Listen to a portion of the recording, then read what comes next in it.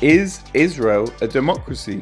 This huge question is extremely important to any discussion around the Israeli elections.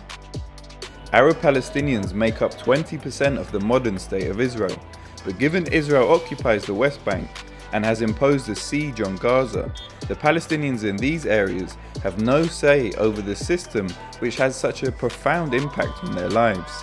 This question goes to the heart of the Israeli-Palestinian conflict, so we put it to two politicians standing in the upcoming elections, one Palestinian and one Israeli, and a political scientist at Tel Aviv University. Sami Abu Shehadeh is the leader of Balad, a Palestinian nationalist party. Israel wants to see itself as a Jewish state or the state of the Jewish people. It means that it is ignoring the existence of 20% of the population. So Israel can never bring equality between us, the Palestinians, the indigenous people in this part of the world, and the Jewish majority. Without equality, there is no democracy. So we said from the beginning that Israel can never be a democracy unless it will change into the state of all its citizens. And this is what we are struggling for. If you want to be a political actor, if you want to be a political player, you must be closer to your audience and you must give alternatives to your audience. And this is what we are doing. This is why we are going to the Knesset with all the contradiction that this thing means. And we don't go with pleasure to the Knesset because this is the place where a lot of decisions against us and against our people are being done. We are Israeli citizens. This is the widest political stage that we have. And if we don't go there, others will fill the vacuum.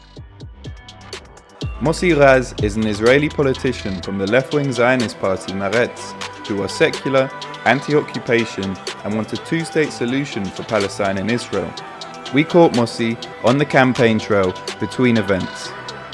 We were in the coalition. That was not easy for us. We are a left-wing party. This coalition was a coalition of right-wing parties with center parties and left-wing, and one Arab-Palestinian party. Democracy is not something that you are yes or not. I can compare it to other democracies. I think that every democracy has a problem. Yes, we have real problems to our democracy, questions of religion and state, the question of right of the Arab-Palestinian citizens. Of course, they can vote, they are represented in the Supreme Court, in the government, in the Knesset, but they are disappointed from this government that was not better towards them than other governments. Not worse, but not better. So I would not say that Israel is not a democracy, but Israel is a democracy with many problems. For Professor Amal Jamal, one of the leading Arab-Israeli academics, the question of whether Israel is a democracy can only be answered by asking the question, what is Israel? Definitely, procedurally, Israel, within the Green Line, is a democracy.